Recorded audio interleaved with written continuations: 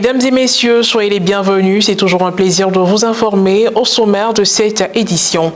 Diocèse de Katiola, le dimanche 30 octobre dernier a eu lieu la rentrée pastorale à 2022-2023 de la paroisse Divine Miséricorde de Niédiékara. À la faveur de cet événement annuel marqué par une messe, les groupes paroissiaux et les comités des villages rattachés à la paroisse ont été présentés. L'autre fait particulier de la journée a été la visite du chantier de construction du presbytère. Et puis le vendredi 11 novembre dernier, les élèves, les enseignants et le personnel administratif chrétien catholique des établissements préscolaires, primaires et secondaires de la ville de Niakara ont célébré la journée nationale de prière pour l'école ivoirienne. La messe a été dite pour la circonstance par le père Félix Ngapelé Koulibaly en la paroisse Saint-Joseph de Niakara. Le dimanche 30 octobre dernier a eu lieu la rentrée pastorale à 2022-2023 de la paroisse Divine Miséricorde de Niédiékara dans le diocèse de Katiola. À cette occasion, les groupes paroissiaux existants et les comités des villages rattachés à la paroisse ont été présentés. La messe a été officiée par le père Jean-Baptiste Lamissa, administrateur paroissial, et concélébrée par le père Dominique Traoré. L'ouverture de cette année pastorale s'est achevée par la visite du chantier de construction du presbytère. Reportage Serge Alain Thiemont, correspondant local RNC, commenté par Morel Potsi. Diocèse de Katiola, paroisse Divine Miséricorde de Niédiékara. La rentrée pastorale paroissiale 2022-2023 a eu lieu le dimanche 30 octobre dernier. La célébration a débuté par une procession en fanfare dans le village.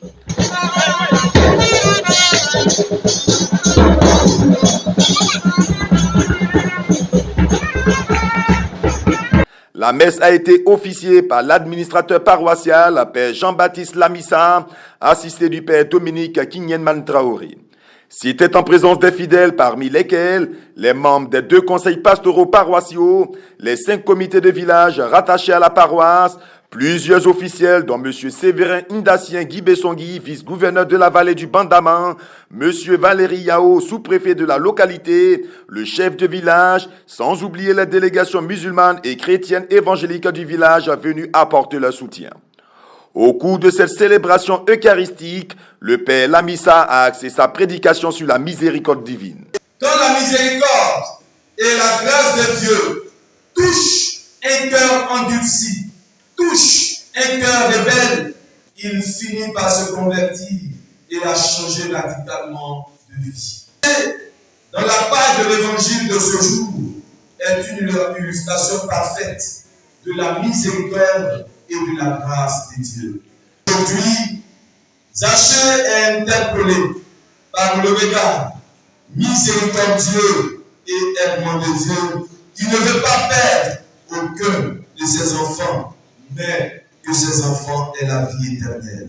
Devant l'infinie bonté de Dieu, Zachée décide de rembourser jusqu'à 4 fois plus à celui à qui il a fait des torts. L'offertoire a été marqué par une procession d'offrandes. L'objectif de cette rentrée pastorale était de redynamiser les mouvements, donner un souffle nouveau aux groupes en souffrance et créer de nouveaux groupes. L'occasion a été saisie pour présenter les groupes existants et les comités des villages. Au thème de la messe, la visite du chantier de construction du presbytère a été effectuée. Soulignant que les travaux ont débuté au cours de l'année pastorale 2010-2011 et se poursuivent. Une partie du bâtiment en forme de U est déjà sortie de terre et la priorité est de l'achever d'ici la fête de Pâques. Ce, grâce aux contributions des uns et des autres. Il nous a été donné de visiter donc le presbytère en construction. Et donc là, je pense que c'est une très belle chose pour que la paroisse puisse être complète. Parce qu'une paroisse, c'est d'abord que le prêtre puisse habiter dans la paroisse ou à l'intérieur de la paroisse. Et pour cela, il faut un presbytère. Donc il y a le lieu où le prêtre doit pouvoir habiter, avoir une tranquillité, continuer à prier de façon quotidienne, parce que les prières qui sont faites, ce n'est pas seulement les prières de chaque dimanche. Le vendredi 11 novembre dernier, la journée nationale de prière pour l'école ivoirienne a été célébrée. À cette occasion, une messe a été dite par le père curé Félix Ngapelé Koulibaly en la paroisse Saint-Joseph de Niakara. Elle a réuni en cette église les élèves, les enseignants et le personnel administratif chrétien catholique des établissements préscolaires, primaires et secondaires de la ville de Niakara. Reportage Serge Alain Thiemon, correspondant local RNC, commentaire Morel Pouty. Journée nationale de prière pour l'école ivoirienne.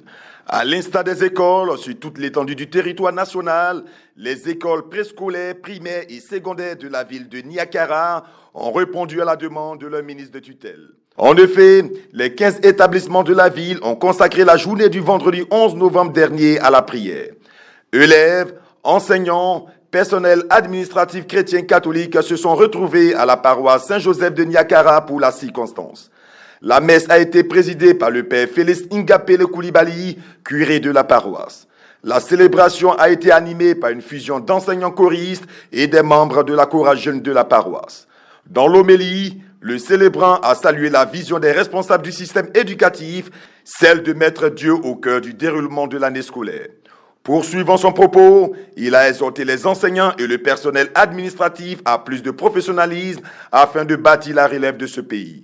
Aux élèves, le père Félix a prodigué des conseils pour l'obtention de bons résultats en fin d'année scolaire. Avant le renvoi, le père a dit des prières de bénédiction pour tous les acteurs de l'éducation nationale. Toujours dans la localité de Niakara, éducation catholique. Dans le souci de susciter chez les apprenants du préscolaire, du primaire et du secondaire le goût de la lecture, une cérémonie de lancement de la tournée du bibliobus à Kirikou de la Fondation Children of Africa a été organisée le vendredi 11 novembre dernier. Ce à l'initiative de M. Koné-Pierre, maire de la commune de Niakara, instituteur à la retraite et ex-vice-président du conseil pastoral de la paroisse Saint-Joseph de Niakara. Après une réunion technique qu'il a eue avec l'équipe du bibliobus, le choix s'est porté sur l'école primaire catholique de Niakara pour la tenue de l'événement. À cette occasion, 40 élèves ont été cooptés pour le lancement.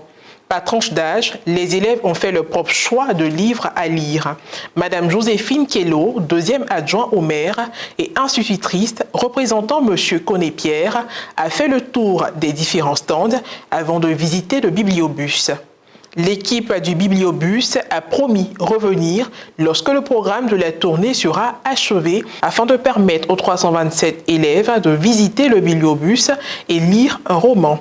S'adressant aux enseignants associés à l'équipe, Madame Kello a demandé de susciter un engouement dans les écoles au passage du bibliobus afin que ce bus soit offert à la commune au terme de la tournée.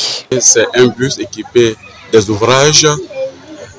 Faut dire que le bus ici, nous avons près de 3000 ouvrages qui sont à l'intérieur et nous avons les ordinateurs, les vidéoprojecteurs, tout ça pour égayer nos enfants, pour les attirer vers la lecture. Nous sommes ici à Niakara à la demande du maire qui a demandé à ce que le bibliobus se déplace pour venir au sein de sa commune. Une raison valable vraiment qu'on doit louer parce qu'avec le bibliobus, comme je l'ai dit tantôt, nous avons près de 3000 ouvrages qui sont dans le bibliobus. Et ici, les enfants, c'est pour juste faire la lecture. Et la lecture pour les emmener, pour avoir le goût de la lecture. Parce que nous avons constaté que les enfants ne s'intéressent pas trop à la lecture. Donc au lieu qu'eux, ils viennent ils partent vers le livre, c'est le livre maintenant qui vient vers eux. Voilà, une manière pour leur dire que le livre est vraiment important pour eux. Nous sommes très heureux d'avoir reçu le bibliobus qui nous a permis de nous informer encore plus. Nous disons merci à la première dame et à sa fondation d'avoir envoyé ce magnifique bibliobus.